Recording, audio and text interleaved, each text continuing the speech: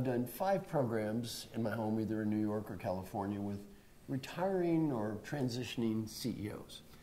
And the topic is, what are you going to do now? Mm-hmm.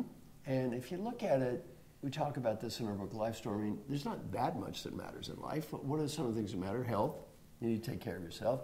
Wealth, you need enough money to have at least a comfortable lifestyle. You need great relationships with people you love. Yeah. Assuming that you're healthy, you have great relationships with people you love, and you got enough money, what matters? Well, 2 of the key factors, happiness and meaning. Mm-hmm. Happiness is the process. I really love the process of what I'm doing. I look forward to it. I'm enthused and motivated by the process. And meaning is the results of what I'm doing are important to me. And if you look at happiness and meaning, I'll talk about 5 different ways we can spend our time. The first one, low happiness, low meaning, surviving. Now surviving, I've asked thousands of people, time you spend surviving, well, what is that like? What are you doing? The number one word that comes up is chore. I'm doing chores. You know, I don't like it too much. It's not particularly meaningful.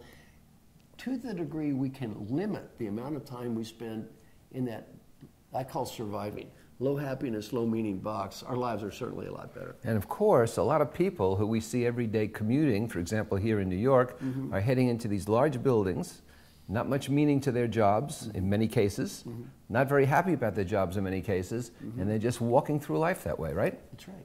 And again, as opposed to saying, how can I create happiness and meaning where I am? That's right. The second box is high on meaning, low on happiness. It's called sacrificing. And again, sometimes we deify sacrificing. If you look at our research on this, so a little of that is okay, too much is not so great. If you lived an entire life, spent high meaning, low happiness, basically you did some good, you're miserable. Well, these are the saints, right? I mean, somebody said once, George A., the humorist, said, don't pity the martyrs, they love the work. And you're talking about martyrdom. Right. You're talking about people, and you know, you see this in parents a lot. You see it in parents who believe they should sacrifice everything for their children, right. when in fact they'd be helping them more if they didn't make all those sacrifices. Right. And force the kids to do certain things instead of giving them everything. So this is a very dangerous area you're talking about right now. Yeah, it's very interesting. I never thought about the concept you're making about parents, because what happens is, if you look at a country like Japan, you saw this culturally, where the father particularly would work 80 hours a week, and the idea was make a sacrifice to help the child. The child looks at the father and says, I don't want to be you. Don't want to do that. I don't want to be you. You're miserable. I don't want to be you. And Japan right now has the oldest average age rate in the world, right. and not enough people to support them. Right. The extended family doesn't exist anymore. Well, and that's a great example. The third box is things that are amusing, high on happiness, stimulating, low on meaning, and again, a little of that is okay. Addictive. Well, it can be addictive. I wrote an article 20 years ago, and in the article I said, within 20 years, there'll be something like the internet with instant download TV, audio, visual, and when that happens, media addiction will surpass drug addiction as a social problem. Mm-hmm. We're there. Media addiction is a disaster in our society. 100 million people plus in China have been diagnosed with some form of media addiction. Jeez. Average kid flunking out of school in America, 55 hours a week on non-academic media. Yeah. 55 hours a week. It's a disease. I work at Dartmouth. A nice young man drives me back and forth, flunked out of school. 25,000 hours of his life spent playing a video game called World of Warcraft. That's a disease. Yeah, it is a disease. You get 2 PhDs in 25,000 hours playing a video game. Well, in my work with retiring CEOs, I see this all the time. You know, you worked hard in life and you're getting a little older and you think, gee, it'd be great to take a break. you know what I tell them?